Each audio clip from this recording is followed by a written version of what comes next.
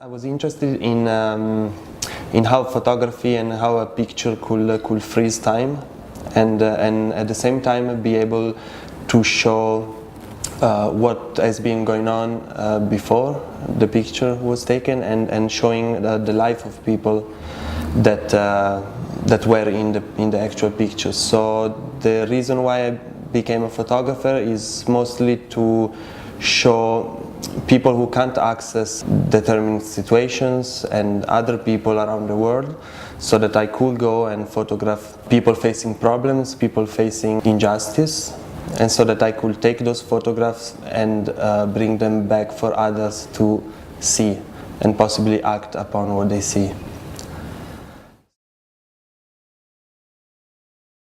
In the beginning of 2008, I left for India.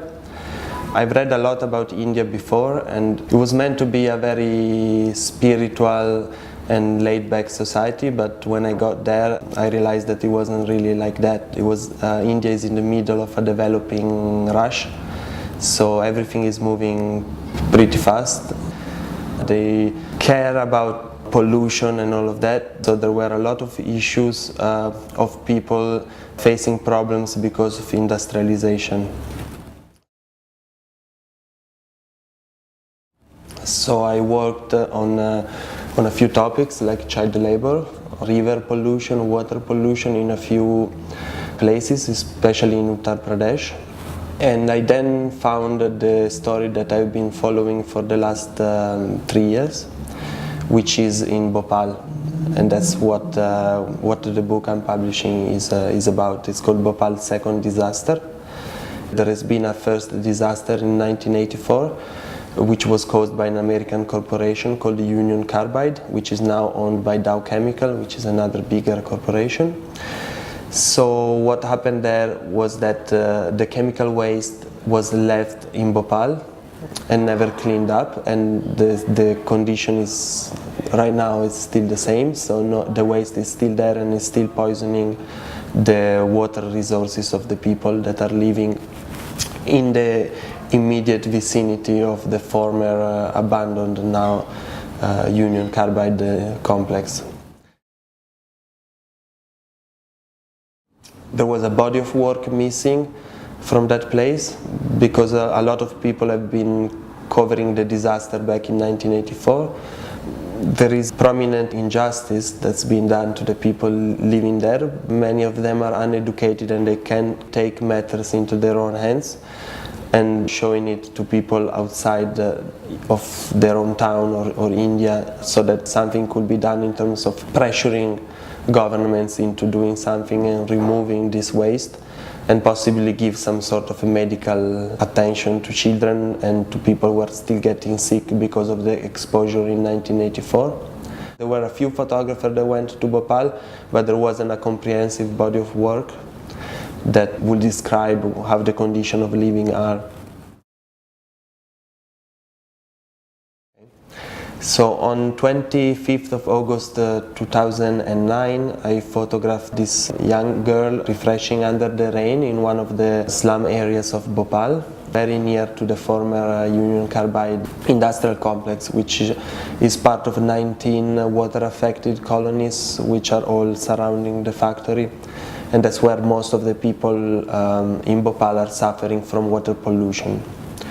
So about a year after that, my picture got to be selected for the Photographers Giving Back Awards, which is a Swedish photographic award and non-governmental organization that is supporting photographers in terms of prices and exposure, and it is assigning a $5,000 grant to a photographer every year to be given to one of the subjects of his pictures. So in 2011 I was asked to distribute this money and use them for Poonam's family and her siblings and everybody in the family. Basically, I was asked to give the money to her, but when I went there I figured out, since I knew the family pretty much, so I figured out we could find a plan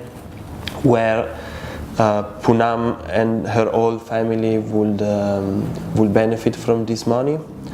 So I've been going back to Bhopal 4 or 5 times after that, starting in May 2011, after I went there and explained them what's going on, that I wanted to put the 3 young children of the family in school, of which one is Poonam. We wanted to set up a small business for the father so that he could stop doing daily wage labor and do something a little bit more with more remuneration. And that was successful as well. The father has now changed a couple of jobs. He has been selling vegetables from a small trolley, and now he has been selling corn on the cob as an extra activity. So, and we gave stitching lessons to the older sister of the family, their 5 children, and now they are also having a little bit of remuneration from fixing clothes for other families that live within the same area. We're still talking about very small money, but from earning $2 a day to earning $5 a day, it's a difference for them.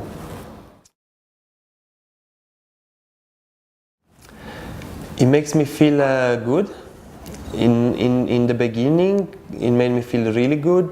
Now it is more of a challenge than just a feeling good, because as you might understand, you might go there and set things up for them, but then it's really up to them whether they want to follow through, or if anything can happen in those areas. So I feel a little bit like I hope that things will go smooth and that I will be able to make a documentary about them growing up when Poonam will be 20, 25 years old, and have her speaking in the documentary as an adult about the times when she was young. Well, about a year and something ago, I visited Fallujah in central Iraq to photograph a story which is a bit similar to what is the story that I've been doing in Bhopal. We have 2 big battles that have been fought by the United States in 2004, and since then there has been a very big spike in child cancer and birth defects and other illnesses relating to children mainly, especially children of parents that were trapped within the city at the time of the battles. The US Army made a campaign to try to get most of the 300,000 people living there to move ahead of the attacks. They say that 70 to 90% of the people living in the city left, of the civilians. Only about 3,000 to 6,000 insurgents were left, and a few thousand people that were scattered a bit here and a bit there.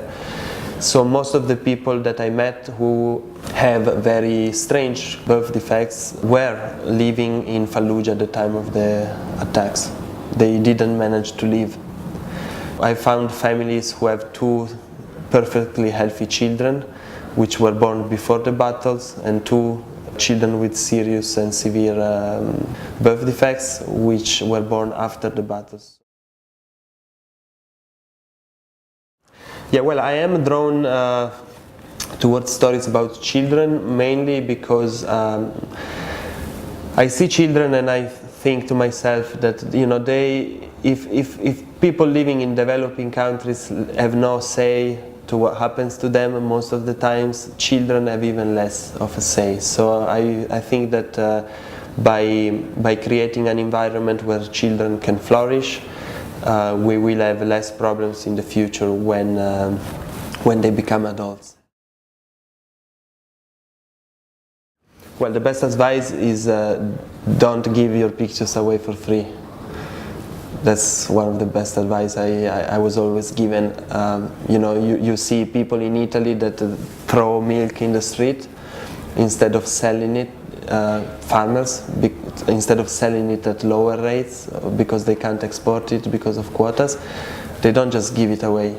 You don't give away your work simply because nobody's gonna want to pay for your work if you give it away for free, and you're not gonna look professional in the eyes of the people who are willing to pay for your work. So keep it professional. Do your work. Do your pictures. Spend more time on marketing, but don't give your photos for free to the first person who's asking for them.